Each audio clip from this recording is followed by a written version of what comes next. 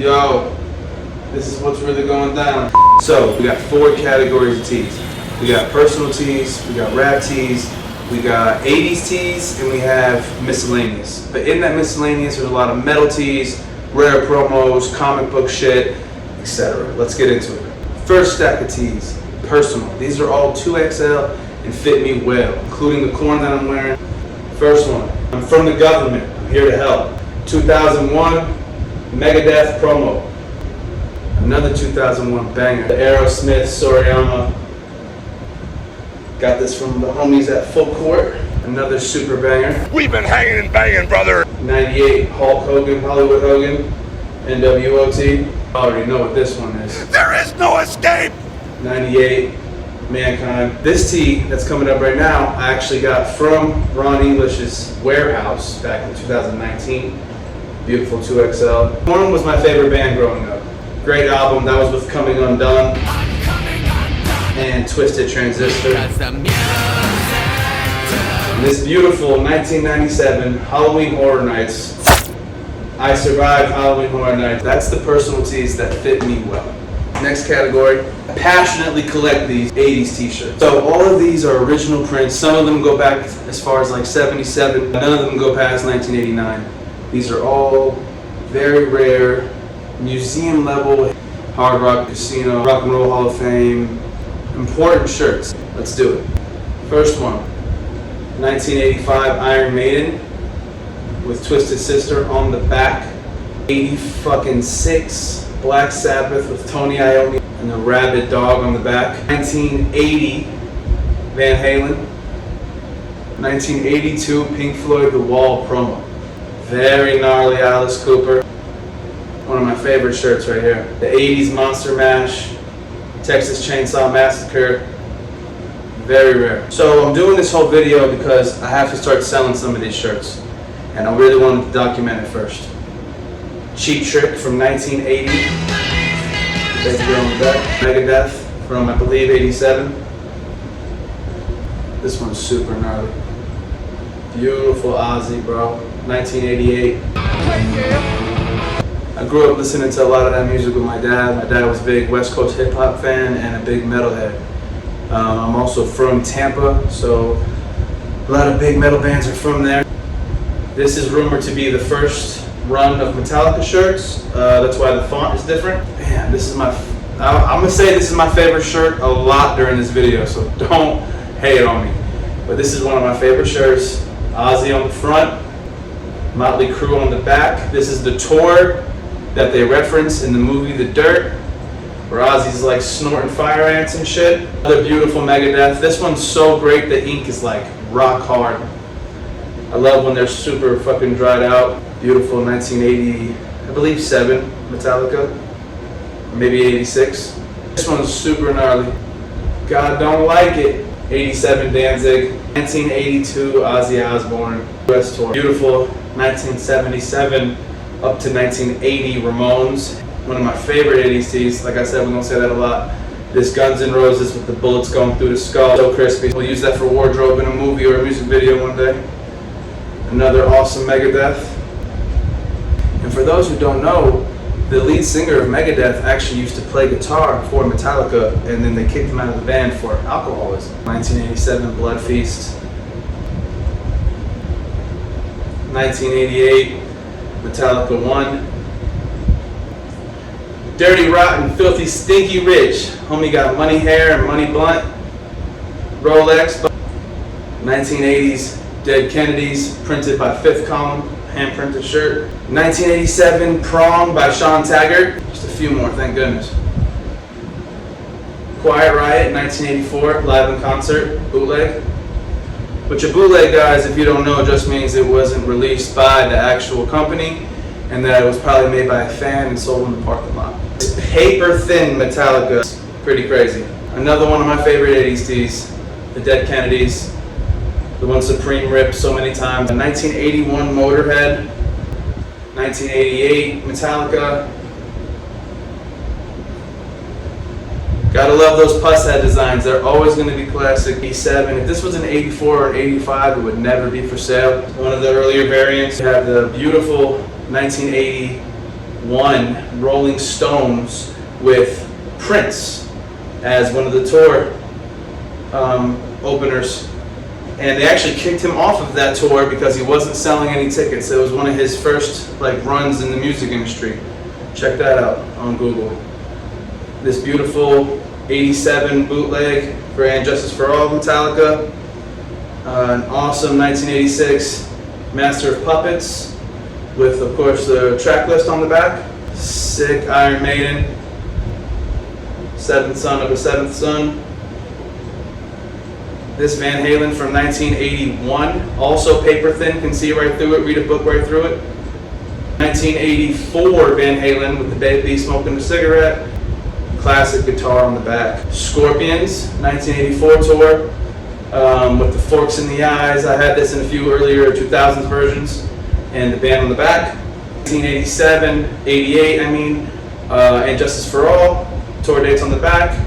Last but not least for the 80s collection, who doesn't love him? He's your friendly neighborhood Spider-Man.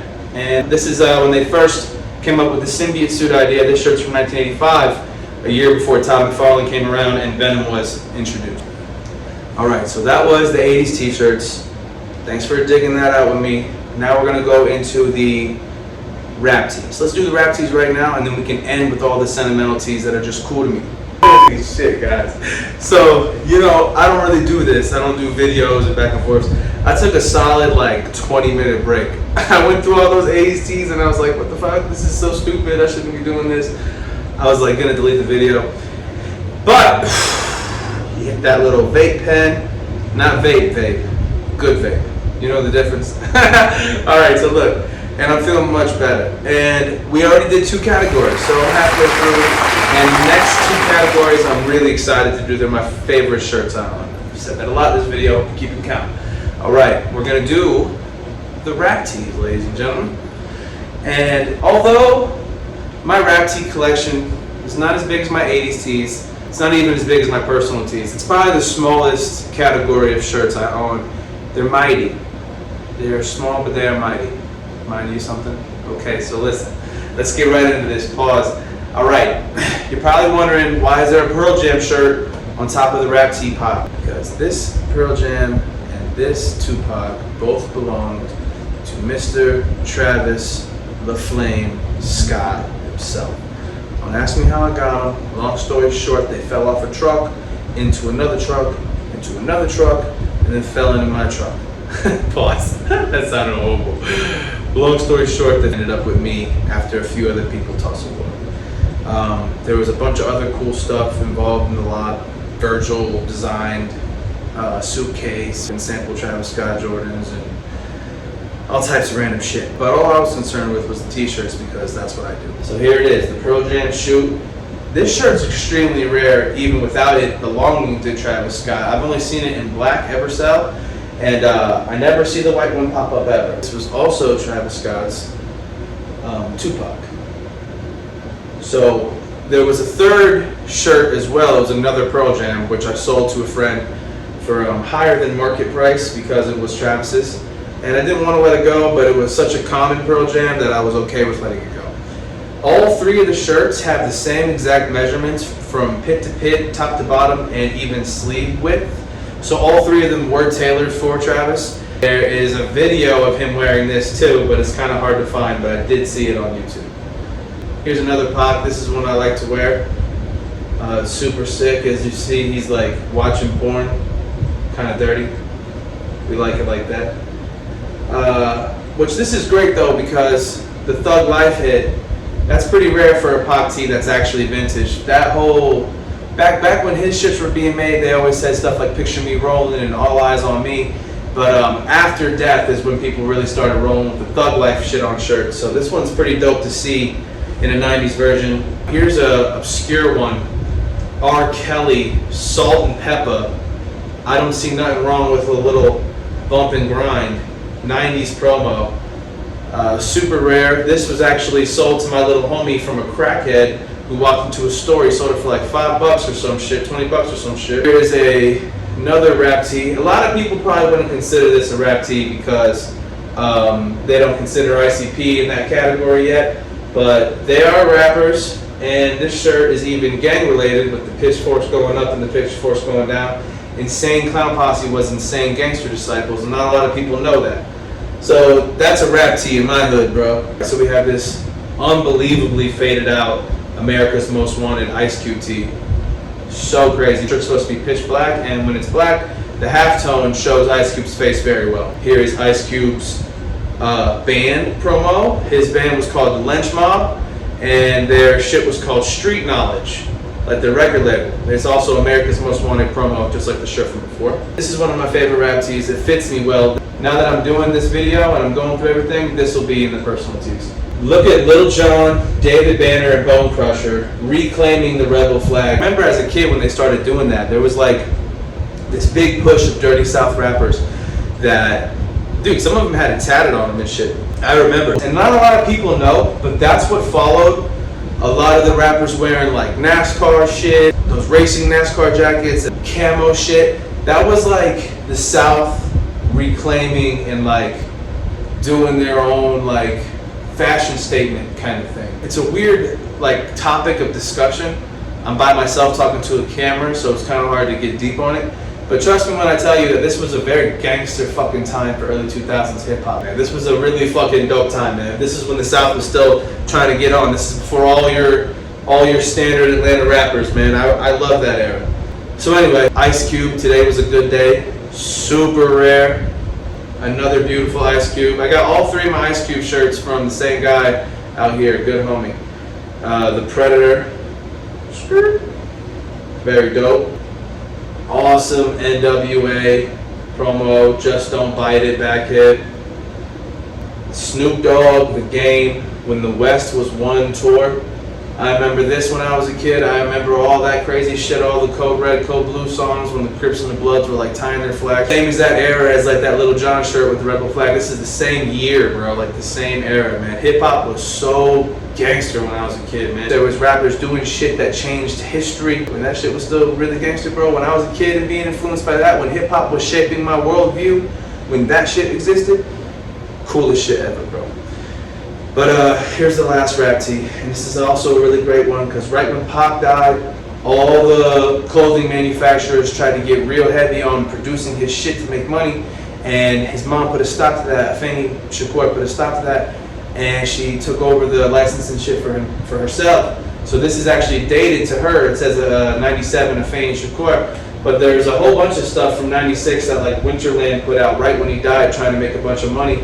And that shit ain't worth no money. But this is super rare. It's like a $400 or $500 tee. So let's go ahead and do the last section of the video. Thank you for anybody who really is watching this shit and chilling with me right now. Make sure you get me on Instagram and fucking subscribe and do all that cool stuff. We're gonna keep making videos. This is the first one, and even though it's awkward, we're here. So let's do the last section. This is also gonna have all the cool, crazy metal tees and band tees that didn't fit into the other three categories. I'm gonna go ahead and start off with a super banger. This was a gift from a homie on Instagram.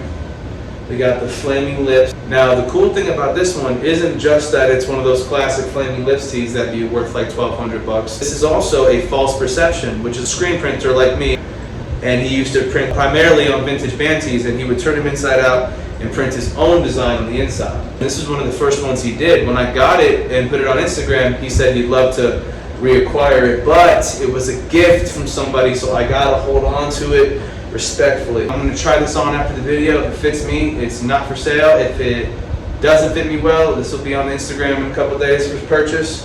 1993 Venom. Really been considering cutting off the sleeves and just like wearing this one on some rockstar shit, because these Fruit of the Loom sleeves sometimes when you're a really big guy, they feel like they're suffocating the shoulder. This one fits me and it should be in the personal that I wear, but since it's white, I haven't worn it, so it's just in my cool shirts. If you peep that, the dude in the middle of this shirt shot through the head and got the guy behind me. That's a twofer. Okay, I actually need to start wearing that one. Another shirt that's that could be in my personal 2XLs, but it is white, so I haven't worn it. Small Soldiers movie promo. Two of the local kids out here hit at an estate sale. A lady worked in the film industry, had like 100 movie promos, and this was the only one that I really needed, but there were some great shirts in their haul. Had this shirt when I was a kid. My mom took me to the thrift store for school clothes, and I was not stoked on it because we went all the time. I was broke. Back in the day, guys, thrifting wasn't cool. You got picked on for having shit that wasn't brand new and in trend. You got made fun of if you had last year's school shoes on. You got clowned on if you had stains or holes in your shit, bro. Even when I started doing vintage in like 2016, 15, 17, like when I opened the first store in 17 and before, people were like, why the fuck are you selling this bullshit? Like, they didn't get it, you know? But I'm glad we're in a world now where people are starting to get it. Anyway, I found this shirt when I was a little kid and I didn't want to go thrifting, and I was so happy because at the time I was definitely in my punk rock phase. I had like a little band and everything. We were called Gelatin Skeleton. It was very sick. But long story short, I wore this shirt until my mom cut it down the middle with a pair of scissors and threw it in the trash. She used to ground me a lot by taking away my clothes and shit, bro. Before cell phones and all that shit, that's how your parents punished you guys. So, you know, we living in a new world, man. And I repurchased this on eBay and opened it up with my daughter when it came in the mail. I kind of reclaimed that memory. Here's my two favorite early 2000s bands collaborating on a tour. If this one fits me, it's never going to be for sale. If it's a little snug, you know where you can find it. This one's never for sale. So I told you earlier in the video, I think, that I'm from Tampa. Tampa is also where Cannibal Corpse is from. So as a kid, I used to go with my dad to the record stores and shit like that when they were putting out new albums and doing meet and greets and signings. And yeah, Cannibal Corpse is the shit. Big part of my childhood. Here is a shirt that my dad actually purchased for me. My dad recently lost his leg to diabetes. It's been a year since then. He's actually got his prosthetic now. He's doing great. But the last time I saw him walking around, I came out there to visit him. We had just kind of rekindled our, our relationship. And my daughter had just been born, and I went out there by myself just to hang out with my daddy, on some I'm a dad now shit. So I went to go chill with my dad. And, he asked me what I do, and I told him, about the clothes and the art and everything, and I showed him where I got my start. So we went to Full Court Classics when they still had their Clearwater location, and this shirt was on the wall, and, we were just hanging out talking and shit, and he remembers me wearing all these shirts when I was a kid and loving this band and stuff, and he's like, you saw the Cannibal Corpse? And I was like, yeah, man, that one's sick.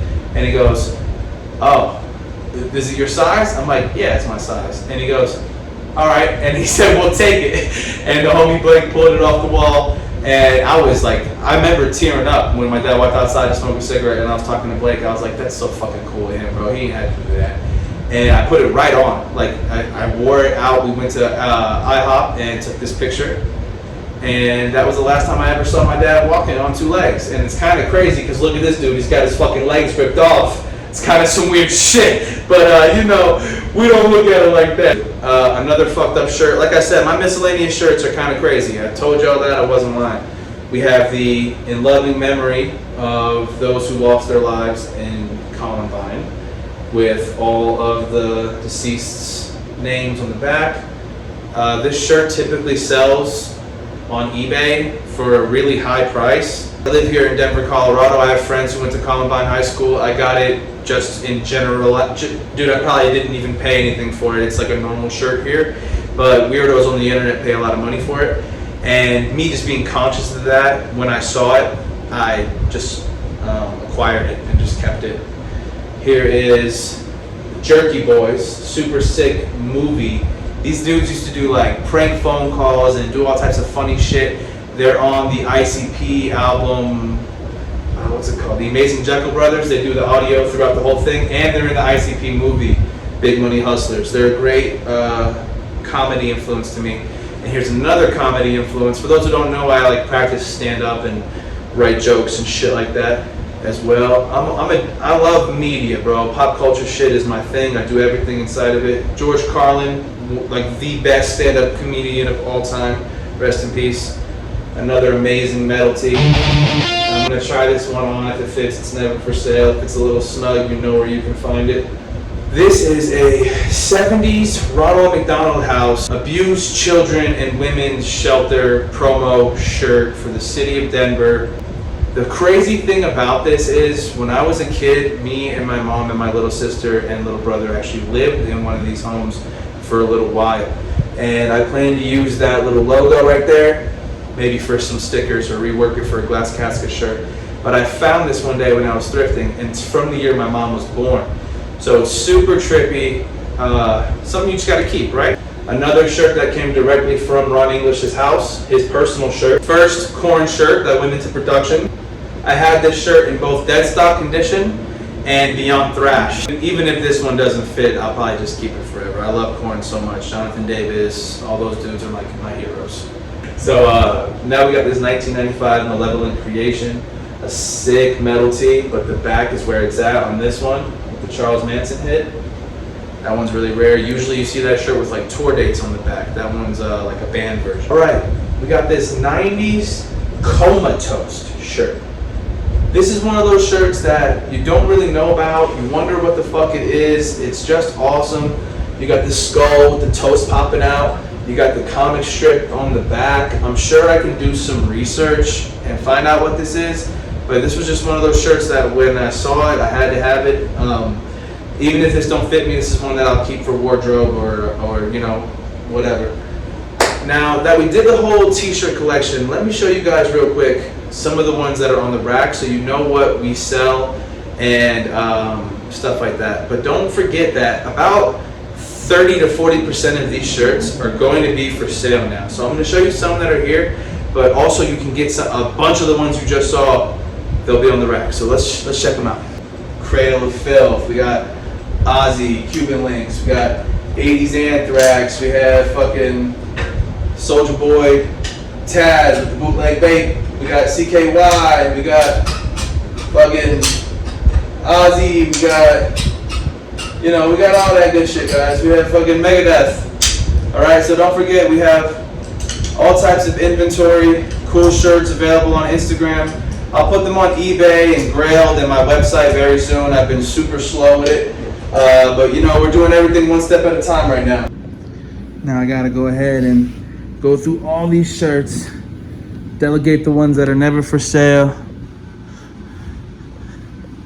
and the ones that I need to get rid of. I gotta start doing IG posts on all of these. I gotta bag up the forever never for sales, the forever nevers. And guys, if you like this video, man, make sure you guys let me know, man. If you liked it, make sure you follow on Instagram. Make sure you leave a comment. Let me know what was the favorite shirt, your favorite category, whatever. All right. Thanks again for tuning in with me and hanging out at Trap House Johnny on IG, at Glass Caskets TV on YouTube. Glass Caskets Gallery is the IG for all of the vintage. We also have glasscaskets.net, and we're going to be up on eBay and Grailed and our website very soon. Peace. Don't forget to tap in. Don't forget to tap in with your boy.